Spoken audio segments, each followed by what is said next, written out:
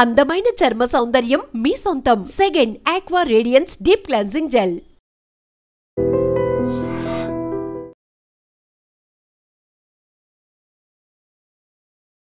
నమస్తే, welcome to I dream. ఇప్పుడున్నటువంటి trending వార్త ఏంటంటే హనీమూన్ జంట, ఇండోర్కి సంబంధించిన హనీమూన్ జంట హనీమూన్కి వెళ్ళి మిస్ అయినరు ఇద్దరు కూడా. ఆ తర్వాత మొన్న 2వ తారీఖున భర్త కుళ్ళిపోయిన స్థితిలో మృతదేహం అయితే దొరికింది. కానీ భార్య సోనం, భర్త పేరేమో రఘువంశీ, భార్య పేరు వచ్చేసి సోనంని మాత్రం దొరకలేదు. మరి ఏంటి, అనేక అనుమానాలు వ్యక్తమైనాయి. పోలీసులు వాళ్ళ స్టైల్లో వాళ్ళు విచారణ చేస్తారు. ఈ కేసుని దర్యాప్తు ఎట్లా చేయాలనో వాళ్ళందరికీ తెలుసు. కాబట్టి ఎప్పుడైతే పోలీసులు దర్యాప్తు ముమ్మరం చేసిరో ప్రతి క్లూను వాళ్ళు వెతుక్కుంటూ వెళ్తున్న క్రమంలో వాళ్ళకి అసలు మైండ్ బ్లాంక్ అనమాట. అట్లాంటి విషయాలు వెలుగులోకి వచ్చినాయి. ఏకంగా ఈ సోనం అంటే భార్యనే భర్తను చంపించిన పరిస్థితి. మాట్లాడదాం అసలు ఈ కేసులో ఏమై ఉంటుంది ఏంటి అనేది. ఇప్పుడు ప్రాథమిక విచారణ అయితే జరుగుతోంది. ఇంకా కూడా లోతైన దర్యాప్తు పోలీసులు చేస్తున్నటువంటి క్రమంలో ఈ కేసులో ఏమై ఉండొచ్చు ఏంటి అనేది మాట్లాడే ప్రయత్నం చేద్దాం. మనతో పాటు జాయిన్ అవుతున్నారు సోషల్ యాక్టివిటిస్ట్ కృష్ణకుమారి గారు. మ్యామ్ నమస్తే. మ్యామ్, మీరు చూసే ఉంటారు, ఫాలో అయ్యే ఉంటారు. జస్ట్ మొన్న మేలో 11వ తారీఖున మ్యారేజ్ అయింది ma'am. Generally honeymoon very common కాబట్టి వాళ్ళు అట్లా మేఘాలయకి హనీమూన్కి వెళ్ళింది. 20 తారీఖున హనీమూన్కి వెళ్తే 22 తారీఖు నుంచి వాళ్ళు మిస్సింగ్ మ్యామ్. లోయలు, లోతైన అడవులు ఇవన్నీ ఉన్నాయి కాబట్టి అక్కడ ఏమైనా జరిగిందా, ఏమైనా అటాక్ జరిగిందా, ఏమైందా ఏంటా అనేది ఈ దాంట్లో దర్యాప్తు చేస్తున్నటువంటి క్రమంలో భర్త డెడ్ బాడీ ఆఫ్టర్ 10 days దొరికింది. ఇంకా కూడా సోనంది దొరకలేదు. అప్పుడు అనుమానం వ్యక్తమై సర్చ్ చేసినప్పుడు ఇప్పుడు ఏకంగా అసలు ఆమెనే భర్తను చంపింది అని ఇప్పుడు ఆ విషయం అయితే బయటకు వచ్చింది. ఏమై ఉంటుంది మ్యామ్ అసలు? చంపటం కూడా చంపించింది. అవును, చంపించింది. అయితే ఇక్కడ క్లియర్ కట్గా మనకు అర్థమయ్యేది ఏంటి అంటే ఆమె తన జీవితంలో నుంచి అతన్ని పంపించేయాలనుకుంది. సింపుల్ కదా ఇది, ఇంతేగా. అవును, కావాలనుకున్న ఇంతకంటే శత్రుత్వం ఉంటుందని నేను అనుకోను. అవును, పంపించేయాలి అనుకున్నప్పుడు ఇది ఆడవాళ్ళకైనా వర్తిస్తుంది, మగవాళ్ళకైనా వర్తిస్తుంది. మీరు కలిసి బతకడం మీకు ఇష్టం లేదు అనిపించినప్పుడు 100 మార్గాలు ఉన్నాయి విడిపోవటానికి.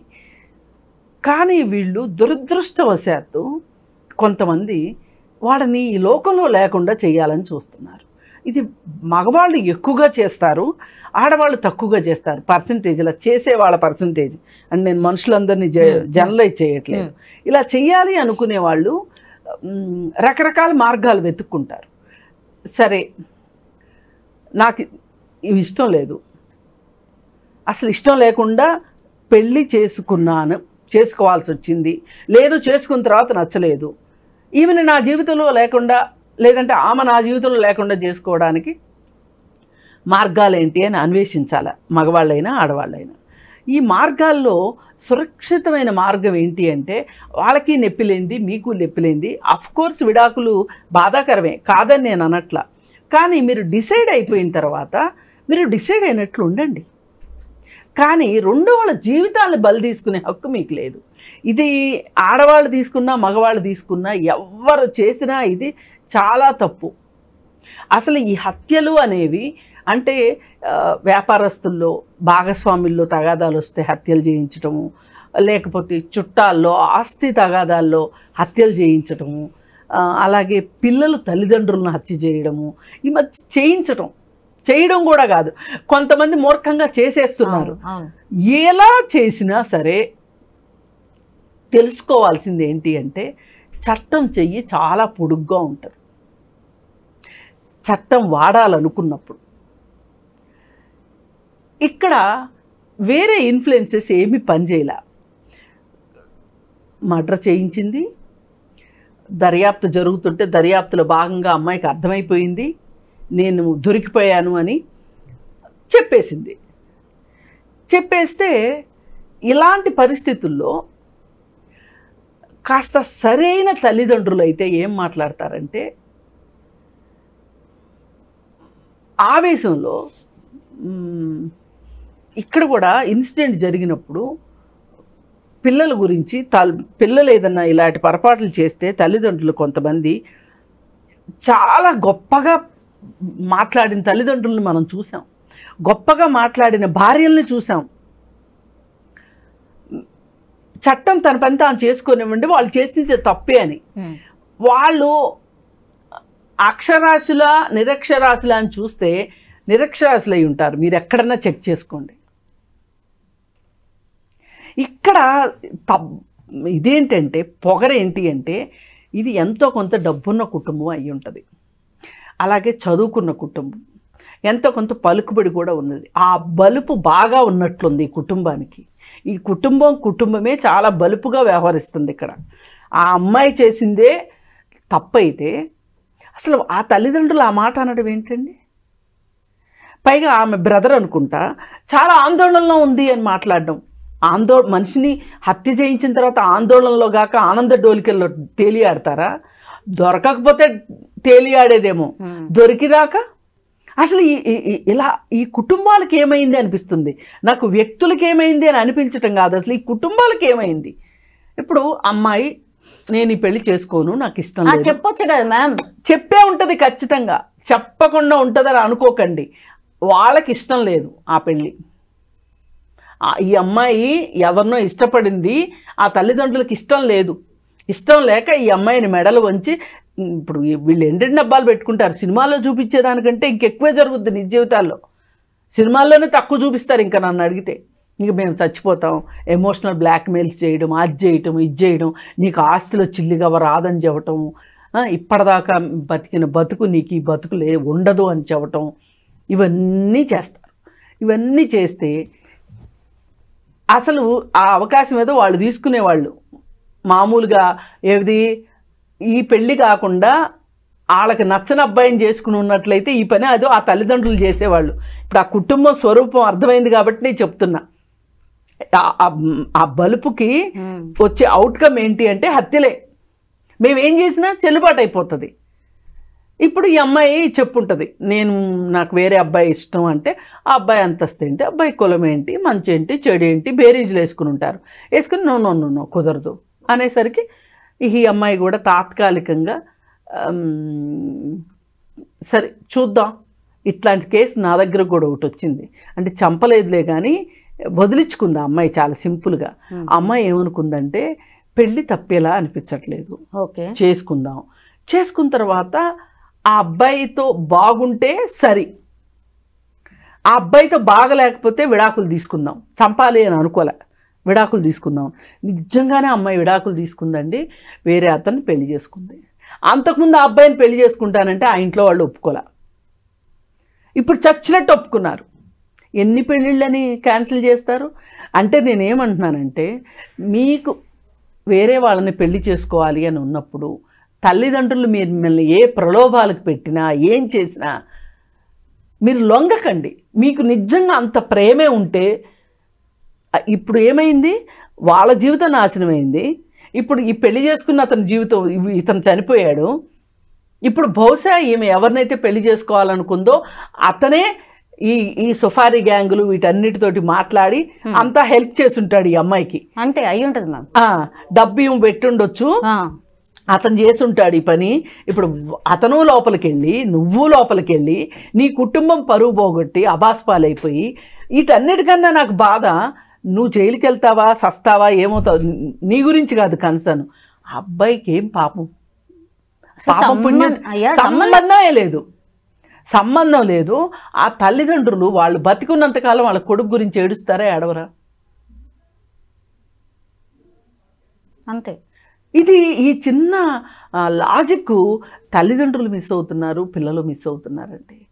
ఎక్కడ కూడా అంటే అనుమానం కూడా రాలేదట మ్యామ్. చాలా బాగుందట, చాలా మంచిగా బిహేవ్ చేసిందట ఆ వారం రోజులు. ఇప్పుడు పెళ్లి సెటిల్ అయిన కంటే ముందు కూడా ఇప్పుడు జనరల్లీ కలుస్తున్నారు, మాట్లాడుతున్నారు. నేను చెప్తుంది అదే. వీళ్ళు ఏం చేస్తారంటే నిజంగా వాళ్ళ మీద కూడా ప్రేమ ఉంది పూర్తిగా అని నేను అనుకోను. నిజంగా వాళ్ళ మీద కూడా ప్రేమ ఉండి ఉంటే, మొదటి ప్రియుడి పట్ల కూడా అంత ప్రేమ ఉంటే వీళ్ళతో అంత బాగుండదు కదా. ఆమె ఏమనుకుందంటే అతనితో గడిపిన దానికి ఇతనితో గడుపుతున్న దానికి బేరీ చేసుకుంది, వేసుకుని అతనే నచ్చాడు ఈమెకి. జస్ట్ వారం రోజులే కదా మ్యామ్, ఏం తెలుస్తుంది? ఏమో అండి వీళ్ళకి ఇప్పుడు ఇప్పుడు ఇప్పుడు తరం ఎలా ఉన్నారు, ఒక ఫోన్ కొని ఆ ఫోన్ మీద ముచ్చట తీరేలోపు ఇంకొక వెర్షన్ వచ్చేస్తుంది. అవునా? ఎస్. మనుషుల్ని వీళ్ళు వస్తువుల్లా చూస్తున్నారు, గాడ్జెట్స్ అంతే. ఇంతకంటే ఇంకేం కారణం ఉండుంటుంది చెప్పండి? ఇంత మన జీవితాల్లోకి యాంత్రీకరణ వచ్చేసిన తర్వాత, ఇంత టెక్నాలజీ మన జీవితాల్లోకి చొచ్చుకుని పోయిన తర్వాత మనం యంత్రాల కంటే హీనంగా బిహేవ్ చేస్తాం. పైగా యంత్రాలకి దాని ప్రోగ్రాం ప్రకారం అది పనిచేయటమే దానికి తెలుసు. టెక్నాలజీకి అంతకుమించి పనిచేయటం రాదు. అంతకుమించి ఏమన్నా చేయాలని చూస్తే షట్ డౌన్ అయి కూర్చుంటుంది. మనిషి అలా కాదు. కోతి బుద్ధి, చంచలమైన బుద్ధి. దానికి ఒక కుటుంబ విలువలు కానీ, ఒక సామాజిక విలువలు కానీ, చట్టం పైన గౌరవం కానీ, జాలి, దయ, కరుణ కానీ ఉండి ఉన్నట్లయితే, సరే బాస్ నీకు నాకు నడవదు, నాకు వేరే అతను ఉన్నాడు, నేను అతను మర్చిపోలేకపోతున్నాను, మనం విడాకులు తీసేసుకుందామంటే. అసలు కొన్ని కేసులు వింటుంటే ఎంత బాధ అనిపిస్తుందంటే, ఇప్పుడు మగవాళ్ళు ఏం చేస్తున్నారంటే, వాళ్ళకి ఆల్రెడీ రిలేషన్స్ ఉన్నా కానీ ఏదో ఒక మభ్యపెట్టి పెళ్ళయిన తర్వాత ఇది ఎక్కడికి పోదు ఈ పెళ్ళాము అని ఈ పెళ్ళాంతో ఆమెతో రిలేషన్ కంటిన్యూ చేయగలిగే అవకాశాలు మగవాళ్ళకి బాగా ఉన్నాయి సమాజంలో. ఆడవాళ్ళకి అలా లేదు. ఆడవాళ్ళు 2 కుటుంబాలను ఏకకాలంలో నడపలేరు, కుటుంబాలుగా నడపలేరు. వివాహేతర సంబంధాలుగా నడపగలుగుతారు, ఓకే, కుటుంబాలుగా నడపలేరు. ఇప్పుడు ఈ ఇంట్లో ఒక 6 గంటలు, ఆ ఇంట్లో ఒక 6 గంటలు, ఆఫీస్లో ఒక 6 గంటలు గడపగలిగే పరిస్థితి ఉండదు ఆడవాళ్ళకి. ఇది మగవాళ్ళకి సాధ్యమవుతుంది. ఈ కారణం కూడా ఒకటి. అంటే నేను అలా కావాలని నేను అనట్లేదు, దయచేసి అర్థం చేసుకోండి, రీజన్స్ చెప్తున్నా. మగవాళ్ళు ఎందుకు అలా బిహేవ్ చేయగలుగుతారు అంటే 2 సంబంధాలని ఎలా ఏకకాలంలో నడపగలుగుతారు. ఆడవాళ్ళు దొంగతనంగా నడిపించగలరు తప్పితే దొరతనంగా నడిపించలేరు. ఇప్పుడు మగవాళ్ళకి 2 చోట్ల పిల్లలు ఉంటారు, ఇక్కడ పిల్లలు ఉంటారు, అక్కడ పిల్లలు ఉంటారు. ఒక మహిళకి సాధ్యమా? కాదు. అందుకని వీళ్ళు ఏం చేస్తారంటే, కొత్త ప్రియుడితోనో కొత్తగా భర్తని చేసుకుందాం అనుకునే అతనితోనో కలిసి వీళ్ళు పన్నాగాలు పన్ని ఆ భర్తని చంపాలి అనుకుంటారు. కానీ చట్టం చూస్తుంది. పైగా వాళ్ళు ఏ టెక్నాలజీ వల్ల మీరు ఇంత దరిద్రంగా తయారయ్యారో ఆ టెక్నాలజీ మిమ్మల్ని పట్టిస్తుంది. మీ ఫోన్ కాల్స్, అదే ఇప్పుడు కీలక ఆధారం అదే అయిందట. ఫోన్ కాల్సే. ఇప్పుడు సీసీ కెమెరాలు, ఫోన్ కాల్స్ లేకపోతే ఒక హంతకుడిని జీవితకాలంలో పట్టుకోలేరండి, దొరకరు. ఇంతకుముందు అన్సాల్వ్డ్ కేసులు పోలీస్ స్టేషన్లో ఎక్కువ ఉండేవి. ఇప్పుడు ఎందుకు ఇట్లా చక్క సాల్వ్ అవుతున్నాయి? రీజన్ టెక్నాలజీయే. మీరు ఇది అర్థం చేసుకోండి. చదువుకున్నారు, ఫోన్లు చూడడం తెలుసు, టెక్నాలజీ మొత్తం తెలుసు, యూట్యూబ్లో చూస్తే మీకు అన్నీ దొరుకుతున్నాయి, ఆన్లైన్లో అన్నీ దొరుకుతున్నాయి. ఇప్పుడు కొంతమంది ఇంటికి కత్తులు ఆన్లైన్లో ఆర్డర్ చేసి కత్తులు తెప్పించుకుని ఆ కత్తులతో హత్యలు చేస్తున్నారు. ఇప్పుడు మీకు ఇంత టెక్నాలజీ తెలిసినప్పుడు మిమ్మల్ని పట్టుకోగలిగిన టెక్నాలజీ కూడా ఉంటుందని మీరు ఎందుకు అనుకోరు? అయినా చంపడం ఏంది మ్యామ్ అసలు? నేనేమంటా, ఇప్పుడు వీళ్ళు ముందే చెప్పేశాను నేను, వీళ్ళు యంత్రాల్లాగా తయారయ్యారు. వీళ్ళకి మనుషులు ఒక గాడ్జెట్స్ లాగా కనిపిస్తున్నారు, పప్పెట్స్ మాదిరిగా అనిపిస్తున్నారు. వాళ్ళకి మనసు ఉంటుంది, వాళ్ళకి హృదయం ఉంటుంది, వాళ్ళకి తల్లిదండ్రులు ఉంటారు అనేది జ్ఞానం. ఈ అమ్మాయి ఖచ్చితంగా ఇలా చేయకుండా, ఒక్కవేళ తల్లిదండ్రులు నీకు వేరే అతన్ని ఇచ్చి పెళ్లి చెయ్యను అంటే కష్టమైన, నష్టమైన, సుఖమైన ఏదన్నా కానీ నేను అతనితోనే బతుకుతాను అని చెప్పి సంవత్సరాలు వెయిట్ చేసి చేసేవారు. పెళ్ళిళ్ళు చేసుకున్న వాళ్ళని నేను చూశాను. అవును అవును ఉంటున్నారు. నాకు తెలుసు, నేను చూశాను నా కళ్ళతో. వాళ్ళకి అసలు హ్యాట్స్ ఆఫ్ చెప్పాలనిపిస్తుంది రియల్గా. ఇప్పుడు ఆ తల్లిదండ్రులు కూడా మెచ్చుకోవాలి. ఒకరోజు కాకపోతే ఒక రోజుకైనా ఒప్పుకున్నారు. ఇది ఇది చాలా నిజంగా చదువుకున్న అమ్మాయి, ఉద్యోగం కూడా చేస్తున్న అమ్మాయి, కాస్త ప్రపంచ జ్ఞానం ఉన్న అమ్మాయి, నేను ఒక అతన్ని ఇష్టపడుతున్నాను అంటే వీళ్ళు అంటే మరీ వెళ్ళిపోయి అడగగానే పెళ్లి చేసేయమని కాదు, కానీ వీళ్ళు కూడా కొంత టైం ఇచ్చి, వీళ్ళు కూడా కొంత టైం తీసుకుని ఓపికగా తల్లిదండ్రులు కూడా, వాళ్ళ తల్లిదండ్రులు కూడా మారాల్సిన అవసరం ఉంది. తల్లిదండ్రులు మారకపోవటం కూడా, ఇప్పుడు తల్లిదండ్రుల యాటిట్యూడ్ కూడా ఈ హత్యకు ఒక కారణం. పోనీ ఈ అమ్మాయికి ఎవ్వరూ లేరు అనుకుందాం, మా అమ్మాయి ఆ పని చేసి ఉండదు అని చెప్పి వీళ్ళు అంటున్నారు అంటే వీళ్ళు ఎంత దుర్మార్గులు అయ్యి ఉంటే అంటారు. చట్టం తన పని తను చేసుకుంటూ పోతుంది అంటే అయిపోతుంది కదా సింపుల్గా. అయినా వెనకేసుకు రావాలి, కాపాడుకోవాలి ఇప్పుడు ఫస్ట్ కూతుర్ని. ఇది అసలు దుర్మార్గం. అక్కడ చనిపోయినోడు ప్రాణానికి విలువ లేదు. నీకు ఒక ప్రాణాన్ని తీసావు, నీకు బతికే హక్కు లేదని కూతురు గురించి మాట్లాడాల్సిన వాళ్ళని వాళ్ళు మా అమ్మాయి అలా కాదు, పోలీసులు ఏదో చేశారు అని చెప్పి ఇప్పుడు ఆ అమ్మాయిని ఏం చెప్తారంటే ఎమోషనల్ బ్లాక్మెయిల్ చేసి మా అమ్మాయిని ఒప్పించారు అని చెప్పి వీళ్ళు చెప్పాలని చూస్తారు. కానీ వాళ్ళకి చాలా సాక్ష్యాధారాలు దొరికి ఉంటాయి ఈ పాటికి. ఫోన్ కాల్ ఆధారంగా అన్నారు కదా, దాన్ని బట్టి ఈ సుపారీ తీసుకున్న గ్యాంగ్కి ఈ అమ్మాయికి మధ్యలో మాటలు నడవటం కానీ. అవును, ఇప్పుడు నిన్న మొన్న రిలేటివ్గా ఒక కేసు గురించి మాట్లాడుకుంటే, ఒక అతను పెళ్ళి చేసుకుంటాను అని చెప్పి ఒక అతన్ని చెప్పింది ఒక అమ్మాయి. మళ్ళీ ఆ తర్వాత మ్యాట్రిమోనీలో చూసి ఇంకొక అబ్బాయిని పెళ్లి చేసుకోవాలని చెప్పి డిసైడ్ చేసుకుంది. చేసుకున్న క్రమంలో ఆ ఫస్ట్ చేసుకోవాలి అనుకుంటున్న అబ్బాయితోటి వాళ్ళకి ఏదో చిన్న తేడా వస్తే ఆ కోపంలో ఈ అమ్మాయి మ్యాట్రిమోనీని అప్రోచ్ అయిపోయింది, ఇంకో పెళ్లి కొడుకుని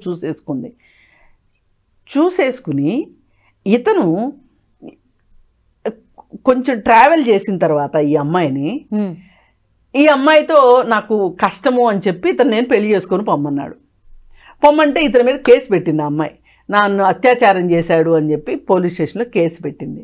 అప్పుడు పోలీసులు మరి నీకు అసలు ఎందుకు అనుమానం వచ్చిందయ్యా అని అడిగితే, నేను కొన్ని ఫోన్ చాట్స్ చూశాను, ఆ చాట్స్ని బట్టి ఆ అమ్మాయి వేరే వాళ్ళని కాదని, అంటే నీకంటే సరైనోడే నాకు దొరుకుతాడు, నీకంటే బకరానే దొరుకుతాడు నాకు, అది ఇదని చాట్ చేసింది, ఆ చాట్ చూశాక నాకు డౌట్ వచ్చింది అని చెప్తే, ఆ చాట్ అవునా కాదా అని పోలీస్ డిపార్ట్మెంట్ ఎంక్వైరీ చేస్తే ఆ చాట్ నిజమని తేలింది.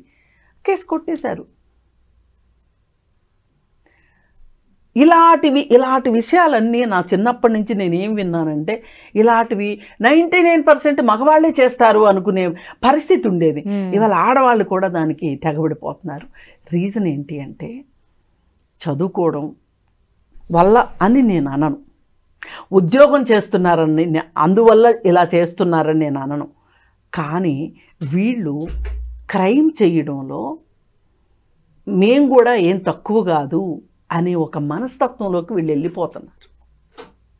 కానీ మనము మూడో స్టెప్ దాకా ఆలోచించకుండా ఏమంటున్నాము, ఆడపిల్లల్ని చదివించేస్తున్నారు, వాళ్ళకి ఉద్యోగాలు వచ్చేస్తున్నాయి, వాళ్ళకి స్వాతంత్రం ఎక్కువైపోయి ఇలాంటి పనులు చేస్తున్నారు అని అంటున్నారు. కాదు, చదువు అక్కర్లా ఇలాంటివి చేయడానికి, ఉద్యోగాలు అక్కర్లే, బుద్ధి సరిగా లేకపోతే సరిపోతుంది. టెక్నాలజీ, మితిమీరిన టెక్నాలజీ కాదే వీళ్ళకి ప్రాక్టికాలిటీ తగ్గిపోయింది. ఈ కేసులో వాళ్ళు అంటే జనరల్లీ ఏ పేరెంట్ అయినా అదే కోరుతారు, సేమ్ మా కొడుకునైతే ఎట్లయితే చంపించిందో ఆమెకు కూడా అదే శిక్ష పడాలి అని పాపం వాళ్ళ అంటే ఎవరైతే చనిపోయాడో వాళ్ళ పేరెంట్స్ కోరుతున్నారు. మ్యామ్ ఏం శిక్షలు పడితే అసలు ఇట్లాంటి అంటే, ఒకటి మన దగ్గర ఇన్స్టంట్ జస్టిస్ కరెక్ట్ కాదు, స్పీడీ జస్టిస్ కావాలి. ఇన్స్టెంట్ కాదు కానీ స్పీడీ. ఇన్స్టెంట్ జస్టిస్ అంటే ఏంటి, ఎక్కడి నుంచి అయితే ఆ అబ్బాయి వాళ్ళు ఎలా అయితే హత్య చేశారో ఈ అమ్మాయిని కూడా అలా హత్య చేయాలి, లేదు పోలీసులు ఎన్కౌంటర్ చేయటాలు, ఇవన్నీ ఇన్స్టంట్ జస్టిస్లు. ఇన్స్టంట్ జస్టిస్ వల్ల ప్రయోజనం లేదు. ఇది ఖచ్చితంగా 10 ఏళ్ళు అట్లా కాకుండా ఖచ్చితంగా 1 సంవత్సరం లోపు, లేదు అనుకుంటే సంవత్సరంన్నర లోపు తేలిపోవాలి ఈ కేసులో. ఇలాంటివి నిరూపించడం కూడా చాలా ఈజీ. కానీ ఏం చేస్తారంటే డబ్బులు ఇచ్చి తల్లిదండ్రులు ఛార్జ్షీట్ వేయకుండా మేనేజ్ చేయడము, అలాగే సాక్షులు ఎవరైనా ఉంటే వాళ్ళని బెదిరించటము, ఇదంతా తల్లిదండ్రులు చేసే ప్రాక్టీసు.